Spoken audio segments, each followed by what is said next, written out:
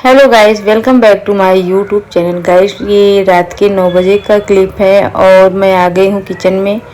और किचन में आज जानते हैं कि चौराई और पालक का मैंने मिक्स सब्जी बनाया। वो मतलब एक दिन बनाई थी तो बहुत अच्छा लग रहा था, तो आज मैं भी बनाई।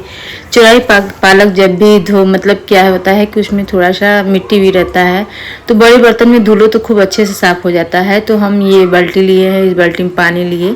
ये बाल्टी हम यूज नहीं करते हैं नहाने धोने के लिए, बस इसमें एक्स्ट्रा सामान रखते हैं जो कि ख़त्म हो गया है। अभी घर में राशन ख़त्म हो गए हैं और मुझे भरवाना है। तो इस बाल्टी में पानी लेके मैंने खूब अच्छे से सारे ये साग को मैंने धो लिए। गांव में सब साग ही बोलते हैं, अभी आप लोग जाओगे तो देखोगे साग ही बोलते हैं। तो आज मैं गाँवटी भाषा में बोल रही हूँ कि साग और भात बना रही हूँ। इसके साथ चावल बहुत ज़्यादा अच्छा लगता है। हम लोग चावल बोलते हैं, लेकिन चावल बनने के बाद उसको भात बोला जाता है लेकिन आजकल कौन भात बोलता है।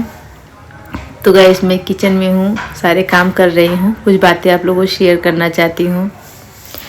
गाइस, जानते हैं कि ये दुनिया कहाँ से शुरू होती है, कहाँ ख़त्म होती है, कब किसके साथ कौन घटना हो जाए कोई नहीं जानता है। तो वैसे आपके पूनम दीदी के साथ भी बहुत बड़ी घटना हुई है। आज 7 साल में आपकी पूनम दीदी ने क्या झेला, क्या देखा, क्या सुना। बहुत सी ऐसी बातें हैं कि जो कि हमारे दिल में हमेशा चुभती रहती है। और आर्यन भी है। मैं इन लोग के सामने कभी कुछ बोल भी नहीं पाती हूँ कि मैं कैसे बोलूँ, बच्चों को तकलीफ़ होगा। तो हमने ब्लॉग शूट किया था और ये हम लोग का थोड़ा सा बात भी चल रहा था, तो साग भात बन रहा था। तो गाइस, इस 7 साल में हमने हमारे बीच क्या उतार क्या चढ़ाव आए, ये आप लोगों से मैं शेयर करूँगी।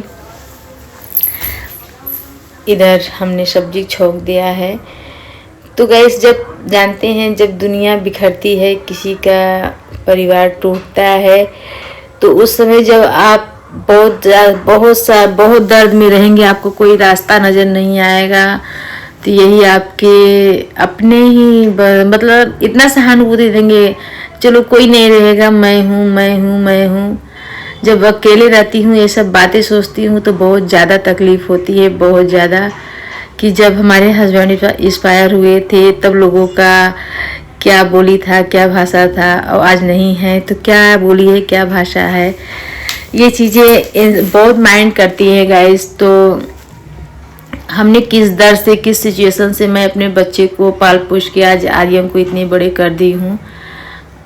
और हमारे बीच में बहुत ज़्यादा तबीयत भी ख़राब हो गए थे कि हमें ऐसा नहीं लगता था कि मैं बच जाऊंगी, लेकिन मैं भगवान भोलेनाथ की कृपा से सही हो गई। और ऐसे ही बातें होती, जब अकेली रहती हूँ ना तो बहुत ज़्यादा सोचती हूँ कि लोगों ने क्या बोला था, क्या नहीं बोला था। तो खुशी का भी माहौल आया। मेरी चाची की लड़की को लड़की हुई है, बहुत क्यूट सी बेबी है। तो गाइस, अभी हमने कुछ बोला नहीं, मैं फिर से मासी बन गई हूँ। और आप लोग के लिए हम इतना मेहनत करते हैं, इतना स्ट्रगल करते हैं, वीडियो बनाते हैं, जब व्यूज़ नहीं आते हैं तो हमारे भी दिल टूट जाते हैं। क्योंकि एक आखिरी ख्वाहिश आप ही लोग हो, हमारी आखिरी उम्मीद आप ही लोग हो। आप ही लोग से सारी उम्मीदें हमारी रहती है। क्योंकि इस समय आप देखते होंगे कि आपकी पूनम दीदी बहुत अकेले रहती हैं और रिश्ते कहाँ से कहाँ चले जाते हैं। जब इंसान का संसार उजड़ता है, इंसान की दुनिया उजड़ती है, तो कोई भी रिश्ते मायने नहीं रखता है। कोई अच्छे ढंग से कोई बिहेव ही नहीं करता है कि मैं बड़े छोटे का कोई लाज लिहाज नहीं रहता है, कोई अदब नहीं रहता है। लोग सोचते हैं कि आदमी नहीं है, चलो इसको दबा के रखूं।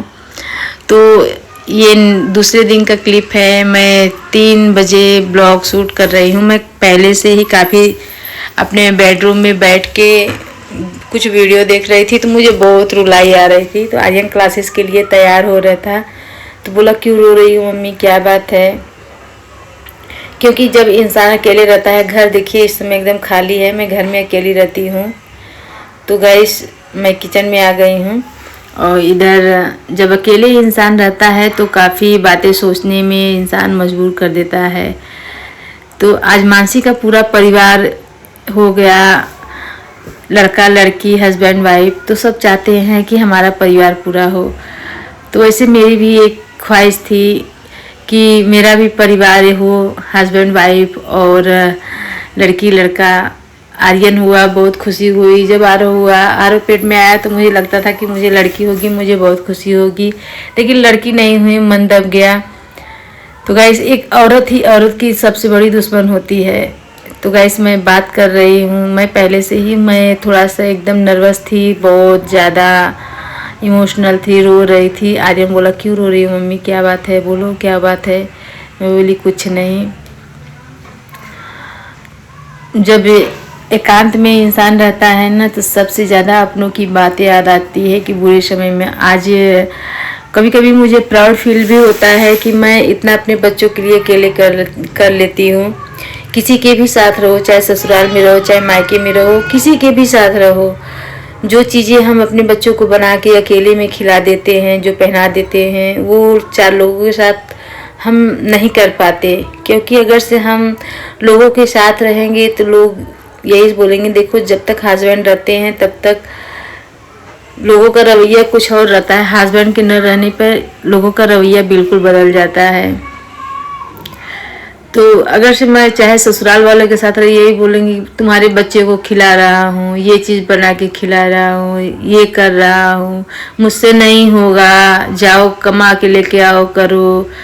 तो गाइस, ये सब चीज़ें हमने झेल चुकी हूँ, ऐसा नहीं है कि नहीं झेली हूँ, सब झेल चुकी हूँ। तभी आज आपकी पूनम दीदी दोनों बच्चों को लेके अकेले रहती है किराए के मकान पे गाइस। और मैं कैसे अपने घर का खर्चा चलाती हूँ, ये आपकी पूनम दीदी ही जानती हैं कि कैसे घर का खर्चा चलाती हैं। एक औरत के ऊपर इतनी बड़ी जिम्मेदारी, घर का, बाहर का, बच्चों का, कैसे संभालती हैं। और चेहरे पे हमेशा हंसी भी रहती है। और क्यों रहती है कि ये दुनिया हमें तोड़ के यहाँ तक खड़ी कर दी है कि अब हमें बहुत दर्द भी होता है जब लोगों की बातें सुनती हूँ, सोचती हूँ लोगों ने मुझे क्या क्या नहीं बोला, क्या क्या नहीं कहा। वक्त आएगा तो मैं सारी बातें आप लोगों से शेयर करूँगी। बहुत सी ऐसी बातें हैं कि आज जो कुछ भी है, हम ये जानते हैं कि आज मुंबई जैसे शहर में गाइस, सबसे पहले मेरे हस्बैंड ही रहते थे और सबको सहारा मेरे हस्बैंड दिए हैं। एक रूम में बहुत से लोगों को रखा, मैंने सबका किया, सबको बना के खिलाया, खुद अपने जेब से सबको खिलाते थे, अपना ही पैसा इन्वेस्ट करते थे। भले लोगों को एहसास न हो, बात की बात है, लेकिन जितना मैं और मेरे हस्बैंड लोगों के लिए कर दिया, शायद आज के ज़माने में कोई कर सकता है। कभी मैं खुल के ब्लॉग बनाऊंगी तो आप लोगों से शेयर करूंगी। तो गाइस, ये बातें बहुत दिल को चुभ जाती है, इतना दर्द होता है। अब इधर देखिए, मैं किचन में, मेरी आंखों में आंसू भी भरे हैं गाइस। बोलते बोलते मैं एकदम रुक भी जाती हूँ, क्योंकि बहुत ज़्यादा इमोशनल हो जा गई थी सबकी बातें सोच के कि दुनिया उजड़ने के बाद कोई नहीं किसी का होता है, न ससुराल, न मायका, न रिश्तेदार। लेकिन यही सब चीज़ें अगर से आप थोड़ा सा अच्छे से खाना पीना, रहना करना, लोगों को आँखों में भी खटकने लगता है, कैसे करती हैं, कैसे नहीं करती हैं। लेकिन आपकी पूनम दीदी सब बातें झेल के आज सोशल मीडिया पे हैं, तो फिर इसके लिए भी बहुत बातें मैं गाइस सुनती हूँ। क्या क्या बातें नहीं सुनी हूँ सोशल मीडिया पे आने के लिए। मुझे बस एक ही चीज़ लगता है कि जब लोग मेरी परवाह नहीं करते हैं तो मैं किसी की परवाह क्यों करूँ। मैं एक दिन नहीं खाऊंगी तो मुझे कोई पूछने नहीं आएगा कि आज तुम्हारे बच्चे खाए हैं कि नहीं खाए हैं, आज तुम्हारे घर में खाना बना है कि नहीं बना है। तो जब कोई नहीं पूछता है, मैं सोशल मीडिया पे हूँ, कोई ऐसा चीज़ नहीं हम प्रदर्शित करते हैं कि लोगों को बुरा लगे। मैं अपना डेली रूटीन जो भी चीज़ करती हूँ वही चीज़ें आप लोगों से शेयर करती हूँ। अब इसमें लोगों को अच्छा लगे या बुरा लगे, जब मेरी कोई फिक्र नहीं करता है, न मुझे कोई 1 रुपया देता है, न किसी से मेरा लेना देना है, बस मैं अपना मेहनत करती हूँ, आप लोगों का प्यार है, सपोर्ट है, उसी से हम अपना आगे बढ़ रहे हैं। तो आप लोगों से बस एक ही गुजारिश करते हैं कि आपकी पूनम दीदी जिस सिचुएशन से गुजर रही हैं बस उसमें साथ और सपोर्ट दीजिए। ब्लॉग को हम ज़्यादा बड़ा नहीं करते हैं। मिलते हैं आप सबसे नेक्स्ट ब्लॉग में।